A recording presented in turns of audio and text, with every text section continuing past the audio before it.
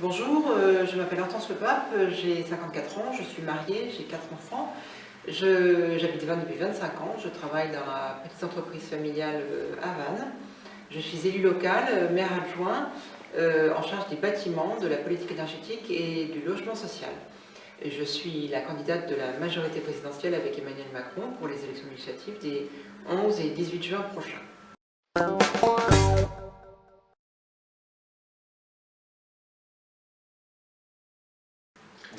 Alors, nous, au sein du mouvement En Marche, la participation des citoyens est au cœur de notre projet.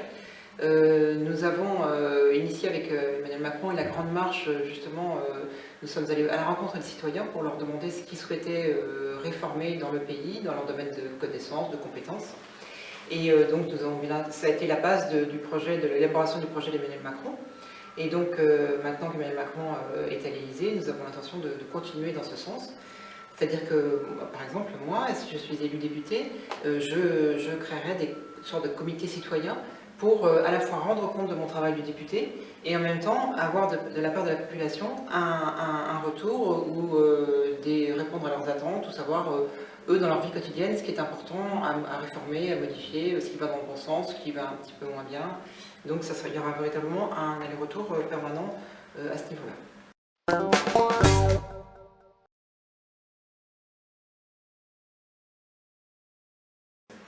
Alors le chômage des jeunes est quelque chose, un phénomène absolument scandaleux. Nous avons en France 25% de chômage chez les jeunes de moins de 25 ans. Donc nous voulons dans un premier temps développer l'apprentissage, qui est une filière d'excellence et véritablement la voie royale pour lutter contre le chômage. Nous voulons également favoriser l'emploi des jeunes en baissant les charges, par exemple pour les employeurs qui emploieront des jeunes issus des quartiers politiques de la ville. 15 000 € d'économie de charge, c'est-à-dire pas de charge en fait pour un jeune employé en CDI, un jeune issu du quartier politique de la ville, ou 5 000 € sur 2 ans pour un jeune employé en CDD. Nous allons former 1 million de jeunes parmi les jeunes les plus éloignés de l'emploi et les plus précaires.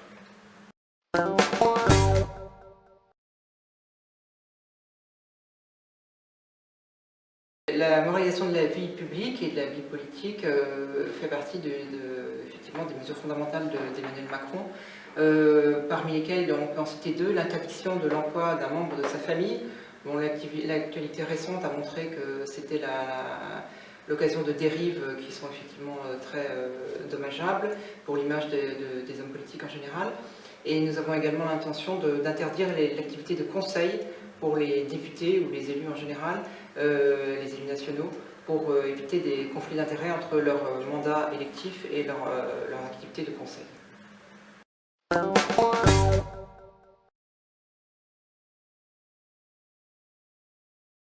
L'économie sociale et solidaire est effectivement un pan de l'économie extrêmement important pour la France en général et notre territoire en particulier.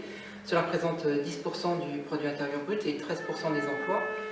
Pour ce qui est du Pays de Vannes, les chiffres sont à peu près équivalents, mais c'est surtout un secteur qui est en progression constante, plus de 24% depuis 10 ans. Donc bien entendu, c'est un foyer d'emploi et de croissance économique. Nous avons l'intention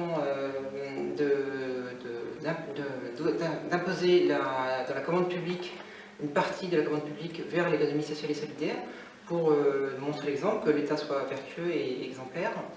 Nous avons également l'intention de créer une plateforme numérique regroupant toutes les mesures sociales, réglementaires, fiscales concernant l'économie sociale et solidaire, dans le but de simplifier cette économie, de faciliter son développement et ses activités.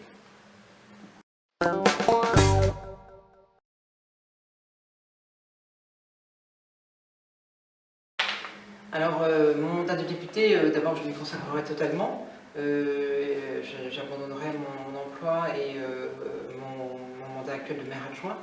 Je vais me consacrer totalement parce que je pense que c'est un travail énorme et une responsabilité immense qui me sera confiée. J'ai l'intention, comme je l'ai expliqué tout à l'heure, de créer des comités citoyens pour avoir en permanence le retour vis-à-vis de mes électeurs et des personnes de la circonscription, évaluer mon travail de député et pouvoir éventuellement me guider ou me donner des idées, des conseils sur des lois éventuellement ou des projets à mener. Et je trouve qu'on bénéficie ici d'un environnement exceptionnel, un environnement naturel exceptionnel, donc il faut absolument le préserver. En même temps, un environnement sans homme et ni rien, donc il faut également, tout en le préservant, tout faire pour développer l'activité économique et permettre une croissance durable et respectueuse.